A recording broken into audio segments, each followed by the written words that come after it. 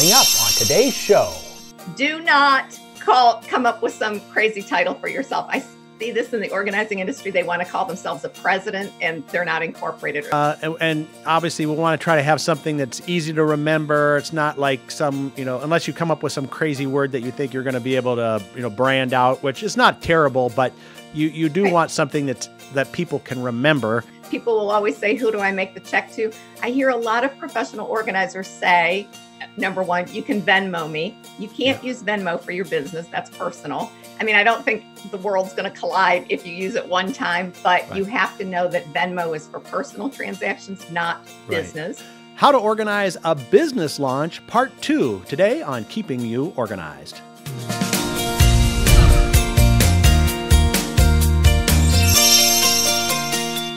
Well, hello, welcome to Keeping You Organized. Last time, if you joined us, we were ready to launch a business, and but then we realized there were some technical business legalities and things like that we had to do, so we're not quite ready to launch. So we had to bring back here our good friend, Geraldine Thomas, Metropolitan Organizing. Geraldine, welcome back to Keeping You Organized. Thank you so much. Round 2, right, John? Round 2. Okay, well, we did so well in that last episode, and I really encourage people to go look at it. We talked about the business plan, and not like this Harvard MBA business plan, but a real practical one for solo entrepreneurs, small business people. Why don't you just kind of refresh us a little bit about kind of what was in that plan again? Okay, so again, I just need to clarify, very high level. This is the light version of a business plan. And you're right, no Harvard MBA would look twice at this. But an executive summary, think of this as the movie trailer of your business. What are the biggest, best ideas and what are you going to implement? What do you want to showcase? The industry analysis, where you take a few minutes and look at your competitors and colleagues, take notes on what they're doing, what you want to do, what you will not do. Marketing analysis, decide if you want implement a few inbound marketing as well as outbound marketing tactics and what your approach is going to be, and maybe even what platforms you're going to use. It right now, social media is overwhelming, right? There's too many options. You don't need to do all of them. Pick one or two and stick with it. The operations plan, this is where you put in place your policies and procedures, and if you're going to use employees, subcontractors, things like that. And then finally, the financial plan. And we did, a dream team, talked about some of the expenses, a dream team, professional development, networking, your business license, insurance certificates, things like that. Right. Okay, good. Well, this plan is pretty good. And I think now we're ready to kind of just launch. Should we just go out and open the doors now, or is there still more that we have to do? Some like maybe crossing some T's and dotting some I's? Right. So a lot of people do exactly that. They think they have an idea, they launch, and then they realize, whoopsie, need to backpedal a little bit. I didn't do the stuff that should be done. So I like to share 6 things, do them in this order to make your life easy. Because a lot of people who decide to start a business either skip some of these steps or they're overwhelmed. There's so much to do. Where do I start? So the first thing you do is decide on your business structure, the entity.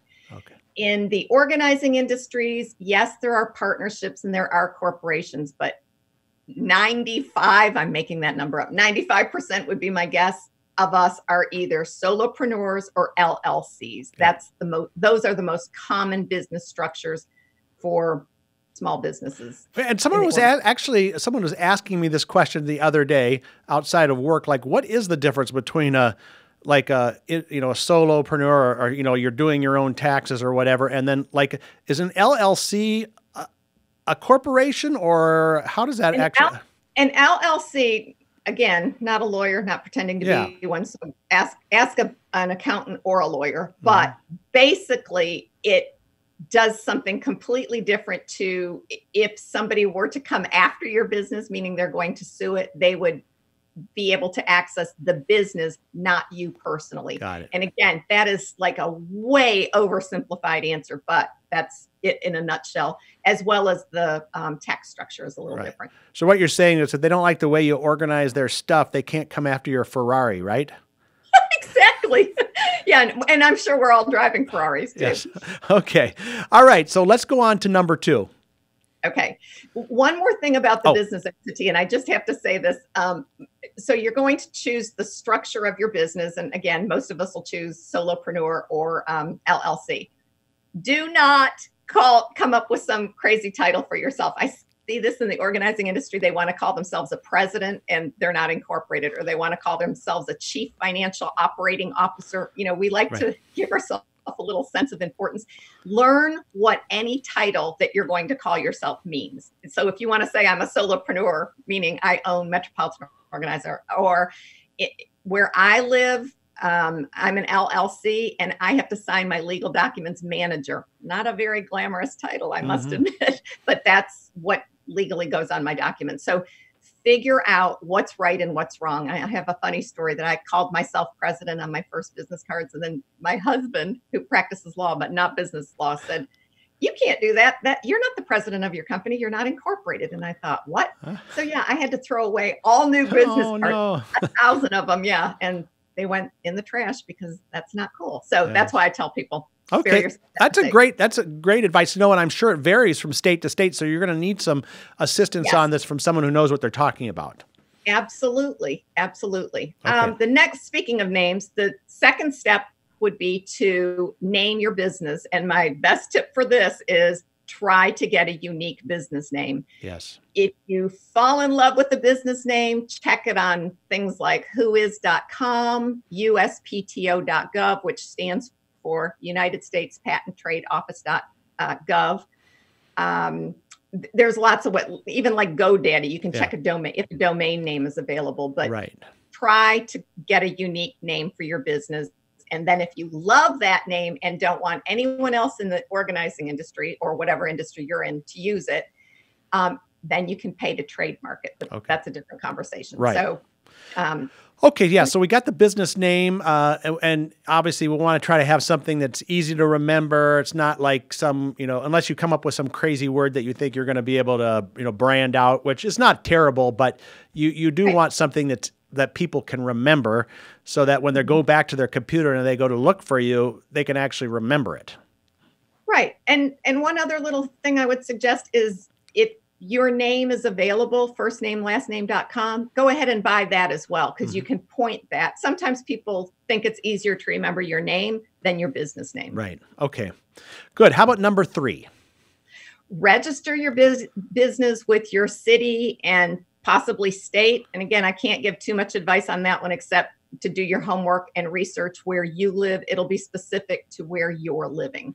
Right. Okay, good. And I think what most people can do, they can go to like a Secretary of State, usually in most states can give you the state rules. You might have to contact your city hall or most of that stuff is available online with a little bit of searching, like even how do I register a business in Hastings, Minnesota or something like that. And you're probably going to get some search results that are going to tell you what to do there. Absolutely. Great. Right. All right. Well, we got 3 down. We got 3 to go, but we're going to take a quick break. And when we come back, we'll get the last 3 of these things we got to do. And then we want to launch that business. So hang tight, folks. We're with Geraldine Thomas, Metropolitan Organizing, talking about how to organize a business launch. And we'll be right back. Look professional. Get organized at myorganize.life. Give your presentation a premium appearance. Hand off projects with confidence. Organizing products with a clean and vibrant look. Make a positive impression. Your important proposals and projects shine with professionalism. Impress your customers and boss. Look professional. Get organized at myorganize.life. That's myorganize.life. myorganize.life.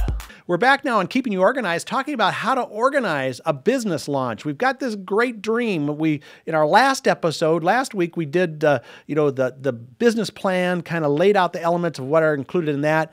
And this week, we're talking with Geraldine Thomas about, these 6 things, really, that maybe they aren't real exciting things for some people, but they're things you got to do before you really launch. So, Geraldine, we have 3 more to go. So what's number 4? Number 4 is obtain an EIN number, and that stands for Employee Identification Number. And you can do that online. You don't have to leave your house by going to irs.gov. Okay. Sign up right there. Now, some people, if they're solopreneurs, would they use their social security number, or do you need a different, and I suppose it varies from place to place, but does the government require you to have a number if you're just going to be just you? To my knowledge, at the time this is being filmed, recorded, no, you do not. You're not required, but it makes a lot more sense to have an EIN number, and we're getting there in just a minute. I suggest every business owner do it. It keeps your social security number out of the mix of all this. Yes, because some of that becomes public. Yeah. Okay, that's a great, so an EIN number, you can Google that, I'm sure, and find it, irs.gov. Definitely want to get one of those. Okay, number 5. Be compliant. And this is, again, going to depend on where each business owner lives, but you want to make sure that you do your homework with your town, city, state. If you need to register or have a certificate, this is where you'll find that information. And there's usually, like where I live, there's a small fee associated. And then each year, your fee for working, like in my case, working out of my house, is adjusted according to my income. So it's going to be a little different for every listener out there, but just, mark this as remain compliant with licensing and permits. Yeah, and let's just say you're going to be doing a daycare or something like that. You need specific licenses, and if you're going to do certain kinds of jobs, like if you're a remodeler, you probably need a building contractor's license, or if you're an electrician. So, and if you're interested in those kinds of businesses, you may already know that information, but definitely check if the business you want to start needs some kind of special permit or license. Right. And don't call yourself president if you're or any other football title until you know what those titles actually stand for, right? I see people on LinkedIn do this all the time, and I'm like, wow, okay. And then you click and you're thinking, okay, I don't see that happening there. Yes. Okay, great. Let's get our last point in here on the business setup stuff so we can get this business launched.